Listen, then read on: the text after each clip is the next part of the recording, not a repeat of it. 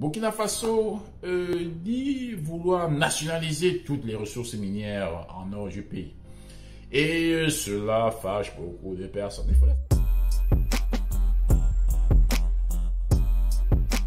Messieurs et mesdames, bienvenue dans le Mogo Show. Alors, aujourd'hui, parlons du Burkina Faso et du président Ibrahim Traoré. Alors, nous allons explorer cette transformation audacieuse de la part du pays des hommes intègres. Il faudrait savoir que le pays des hommes intègres, le Burkina Faso, dit vouloir nationaliser toutes les ressources minières en or du pays. Et cela fâche beaucoup de personnes. Il faudrait savoir que depuis les années 2000, le pays attire l'attention de beaucoup d'entreprises internationales minières, telles que britanniques, australiennes et canadiennes. Et il faudrait savoir qu'en 2023, par exemple, il y a eu la production de 57 tonnes d'or.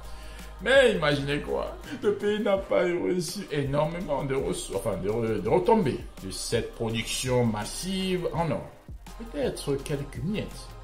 Et là, le président Traoré de dire, là, vous êtes en train de nous prendre pour des cons.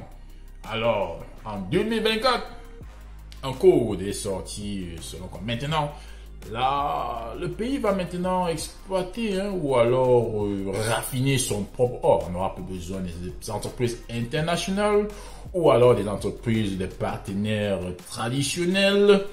Et cela inquiète beaucoup les investisseurs. Vous savez, lorsque vous mettez l'argent dans une entreprise qui se fait ou se faisait beaucoup d'argent, vous vous attendez à avoir beaucoup d'argent. Et là, maintenant, on est en train de couper les vivres. Et les investisseurs se disent, oh, on est inquiet, la guerre va venir. Et peut-être ces investisseurs sont également pour que le président Traoré dégage. S'il dégage, alors les vieilles ou mauvaises habitudes vont reprendre.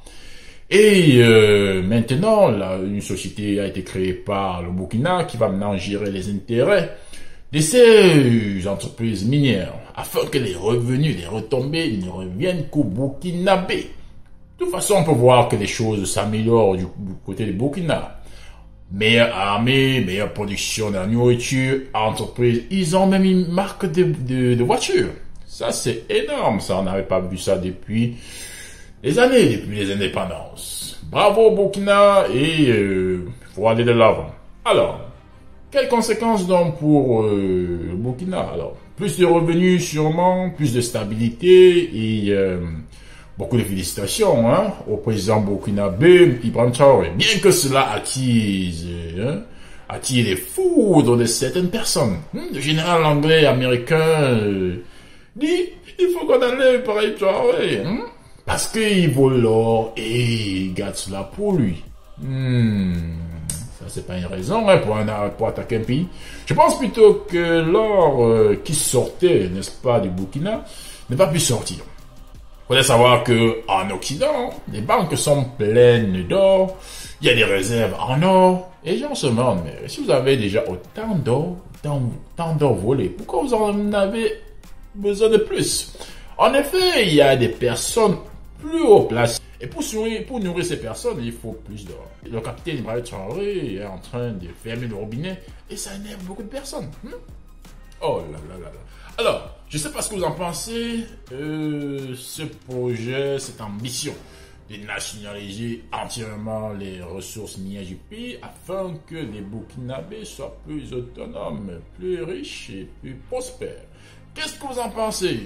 Le capitaine Traoré ne fait qu'une bonne chose. Et je confirme.